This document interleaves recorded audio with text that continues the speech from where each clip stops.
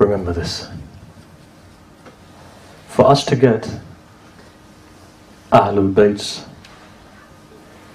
karam and barakah requires us to understand something about them. The best way of coming to understand them is to fulfill the huquq which are owed on the Shia of Ahlul Bayt. I'm going to give you one more story. That story goes like this. Think on it. In the time of the Shah, there was a man who used to work in an office. In that office, one of his responsibilities was this. He was in charge of some very important files. One day his boss comes to him. He says, I want this particular file. Have it on this desk before the weekend. As you know, in Iran the weekend is on a Thursday. Thursday night comes, he cannot find the file. He's looked everywhere. And he says, look, I can't find this file. His boss says, look, if you can't find this file, then know one thing. The least thing that's going to happen to you is we're going to sack you. And what more can happen, only God knows. That day he was so worried. Weekend came. He knew Saturday morning, if that file is not there, it's game over for him. What does he do at that stage? What he does at that stage is he recites tawassul. Gets on his musalla and begins to recite tawassul of the Imam. So the time comes in the process of tawassul that he gets up with tears in his eyes. He walks out of the office. Someone comes to him and says, the answer which you're looking for rests with Sheikh Rajab Ali Khayat. I don't even know who Sheikh Rajab Ali Khayat is, right? I've never seen him, I don't know who he is. So he turns around and he says, look, find him. He gets up and he goes to try and find him. Eventually they give ishara. They say that, look, you go into this direction, there you'll find him. Comes to the door of Rajab Ali Khayat. Knocks on the door. Opens the door, goes inside. Sheikh Rajab Ali Khayat is standing inside. Before he could say anything, he just says one thing to him. He says that there is a relationship that you've not honored. And that relationship is the relationship between you and your sister. Her husband has died.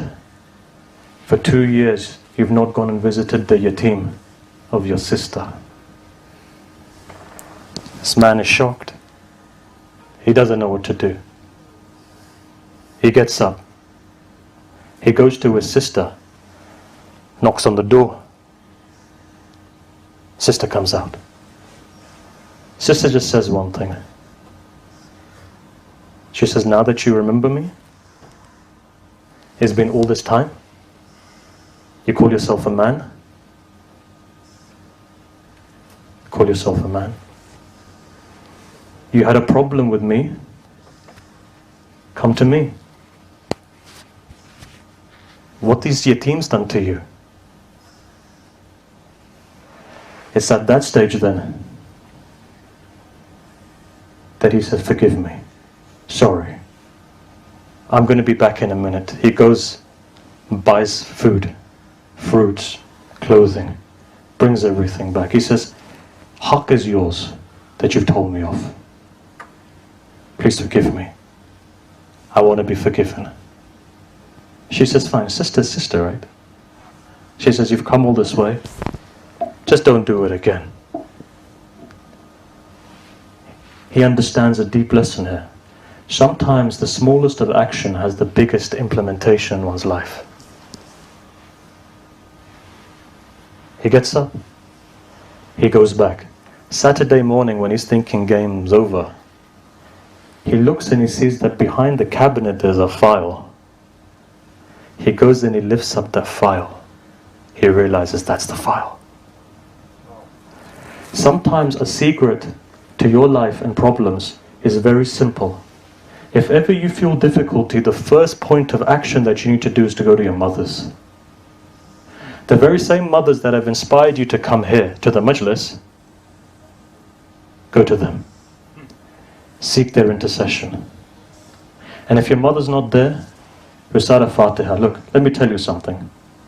Ulama have said that whenever you fall into problems and your parents are not alive, go to their grave. Now you turn around to me and say, I don't know where their grave is.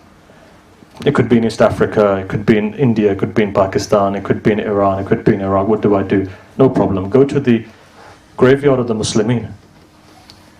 I can't get there. I'm living in the middle of a place where I have to work 7 days a week. I can't. No problem. You can go outside, you can make a line on the floor, make a line, recite Yasin.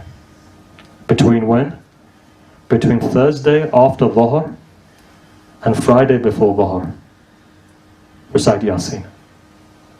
And give it to your mother. Ulama of akhlaq say that you'll see that your mother will pray for you there.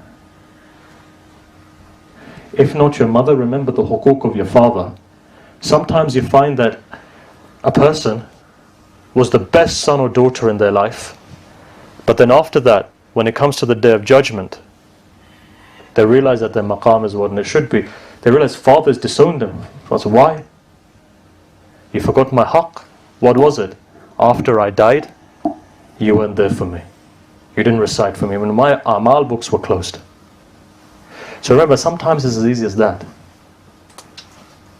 Sometimes it's as easy as that. It's the relationships that we forget. And that blocks the wilayah. Why? Because it blocks barakah.